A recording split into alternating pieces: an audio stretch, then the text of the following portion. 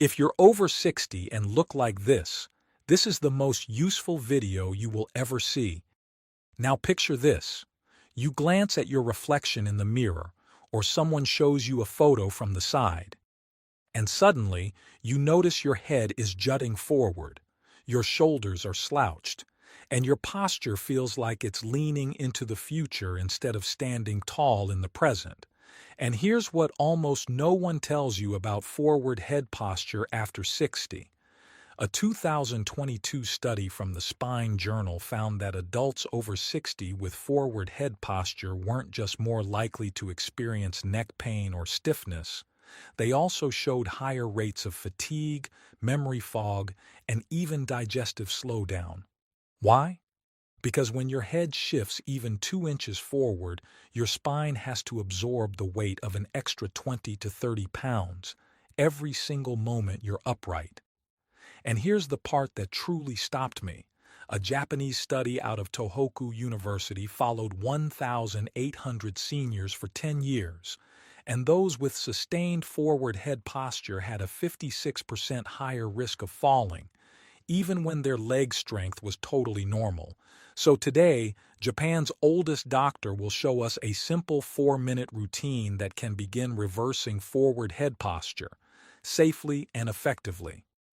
Welcome back to the Senior Health Podcast. Doctor, I'm genuinely excited about this one. As am I, John.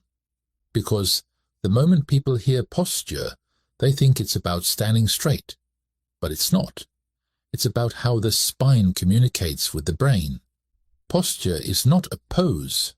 It's a conversation between your muscles, your nerves, and your sense of safety. And when that conversation breaks down, everything gets harder. That hits home, because for so many of my patients, they're not even aware their posture has changed until something else starts to go. Their energy, their balance, their breathing. Exactly. And by then, the compensation patterns have already set in. The body starts bending forward, not because it's old, but because it's adapting, protecting itself. I've treated seniors in their 80s who were told to accept it. But we didn't accept it. We restored alignment, not with harsh corrections, but with gentle signals the body understands. And that's what today's about. Not forcing the body into shape, but helping it remember its original design. You've said before that most seniors aren't failing, they're just folding. Yes. And folding is not weakness, it's a request for support, circulation, and reconnection. So today we'll walk through a short 4-part routine I give to nearly every patient over 60. It starts with a simple neck warm-up and ends with a technique that helps realign your spine, reawaken your stabilizer muscles, and make you feel lighter. It is important to watch till the end since you will need all steps to get results. That reminds me of someone I saw just last month. Alan, 71, told me he'd been feeling slouched for years, thought it was just the natural curve of aging. But after a few days of practicing your technique, just 4 minutes each morning, his wife said something powerful. She told him, "You look like yourself again." That's it. Posture is memory, and we're about to help the body remember. So before we start, Doctor, I want to ask every listener to leave us a comment about what topic you'd like to hear next, and don't forget to like the video. We always do our best to honor your wishes. Now let's begin, Doctor. Why does forward head posture become so common after 60? And what's really happening when the body starts to shift? After 60, the spine doesn't just lose height, it loses coordination. The cervical vertebrae begin to stiffen, the deep neck flexors weaken, and over time the head subtly migrates forward. But this isn't just gravity or getting old, it's often a survival mechanism, the body adapting to protect vision, hearing, or even emotional tension stored in the upper back. That's fascinating, especially the emotional piece. Most people think of posture as structural, But you're saying it's also neurological and psychological. Absolutely. I've treated war survivors, widows, men who spent 40 years at a desk. The patterns of stress imprint themselves in the body, especially in the neck, shoulders, and jaw. Forward head posture is often the result of a life spent leaning forward to survive, to work, to care. The body curls in as a form of protection, not just poor mechanics. It's almost like the posture is telling a story, and that story gets written deeper the longer it goes unaddressed. Yes, and the longer it's ignored, the more the nervous system thinks this posture is normal. It locks it in as the new baseline. Which explains why so many people try chin tucks or posture braces and give up. They're fighting their own nervous system. Exactly. It's not about pulling back harder. It's about sending new signals through movement and breath that remind the brain, you are safe, you can stand tall again. So this isn't about yanking the body into shape. It's about retraining it, slowly and gently, to return to its natural center. And when you said the spine loses coordination, that really stuck with me. Because it means our goal isn't just to stretch, it's to reconnect. Let's talk about that. How do we begin restoring that connection, especially in the neck, before we move into the corrective exercises? We begin by waking up the muscles that have gone quiet, not with strain, but with awareness. Before any correction, the neck needs to be reminded it can move. Rotation, flexion, gentle side bends. These are not exercises, they're invitations. They signal the brain that it's safe to release tension and re-establish mobility.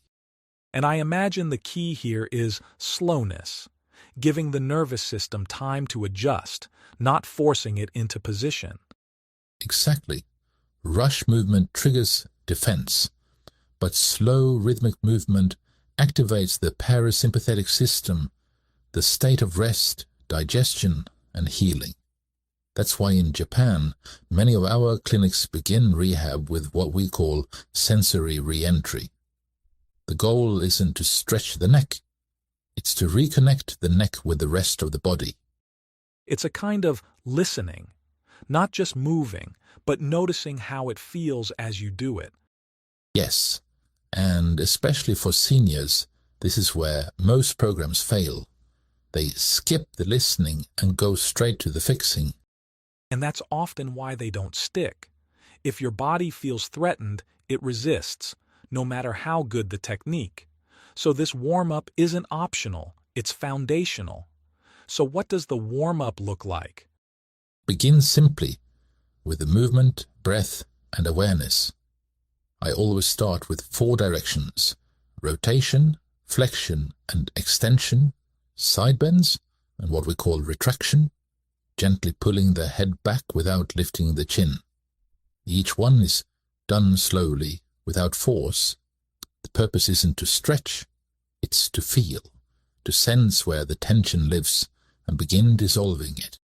So we're not chasing range of motion here. We're reintroducing control. Yes. Seniors often think they've lost flexibility, but what they've really lost is stability. The brain will not allow movement where it doesn't feel secure. This warm-up re-establishes that safety. And that's what unlocks the motion. If you do it correctly, you'll feel your breath shift by the 2nd or 3rd round. That's something I've seen again and again. When the body feels supported, it opens. Exactly. And we always perform this warm-up for at least 30 seconds per direction, ideally twice through. That's enough to activate circulation and release the deep neck muscles, which are often offline after years of disuse. I love that you're grounding this in sensation, not performance. It's not, how far can I turn, but can I reconnect while turning? So once the neck is warmed up and the brain feels safe, where do we go next? What's the first corrective step in the routine? Once the neck is warm, we begin with what looks like a chin tuck. But it's much more than that. It's a coordinated movement that includes the shoulders, upper back, and deep postural chain. First, the hands clasped behind the back or rest gently in the lap. Then we retracted the shoulder blades, slowly, intentionally, as if trying to hold a pencil between them. And only then we gently pull the chin straight back, keeping the head level and the neck long. That's a totally different feeling from just pulling the chin in. And I love that it involves the shoulder blades. Most people never think to link those to their neck, but when you describe it this way, it's obvious they're part of the same system. Yes, because posture is not isolated. It's integrated. The head doesn't just float forward, it's pulled by what's happening around it. In many seniors, the front of the body becomes over-dominant. Chest tight, shoulders collapsed, while the back becomes underactive. This movement reverses that pattern. It tells the body, you still remember how to hold yourself. And the key is to hold that position for 10 to 15 seconds, using breath to stay calm, then repeat it 2 to 3 times. That breath element really matters. Without it, the body might brace instead of release. Exactly. Breath is the difference between correction and tension. When you exhale slowly during the hold, you're telling the nervous system, you're safe here. That reframe is powerful. You're not forcing posture back into place. You're inviting it forward through trust. So once someone feels that engagement, especially between the shoulder blades, what's the next step in reinforcing that alignment throughout the spine? The next step is gentle traction, using gravity, not force, to reawaken the length of the spine.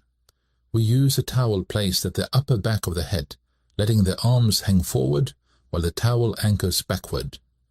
This creates a passive pull that reminds the neck and upper thoracic spine how to extend without strain. And it activates muscles most people haven't used in years, especially around the base of the skull and between the shoulder blades. So the towel isn't just support, it's communication. Yes, it's a message to the spine. You don't have to carry the weight alone. And while the towel does the pulling, your job is to lift the crown of your head slightly upward, like you're decompressing. That makes sense, because for so many people the habit of head forward isn't just physical, it's emotional. This gives them a chance to feel what upright can be without bracing or over-efforting. Exactly. And I tell my patients, let the towel do the heavy lifting. You're not fighting to get taller. You're remembering how tall you already are. Hold that position for 10 to 15 seconds and do it 3 times. Each time, let your breath expand into the ribs. Feel how the spine naturally lifts with the inhale and stabilizes with the exhale. That's the body recalibrating in real time. It's amazing how something so simple can feel so transformative. And that's why I prefer this over any device or posture, brace, because it teaches the body, not forces it. So now the spine has been supported, the neck has lengthened, and the shoulders are re-engaged. I feel like we're not just standing taller, we're moving from a more integrated place.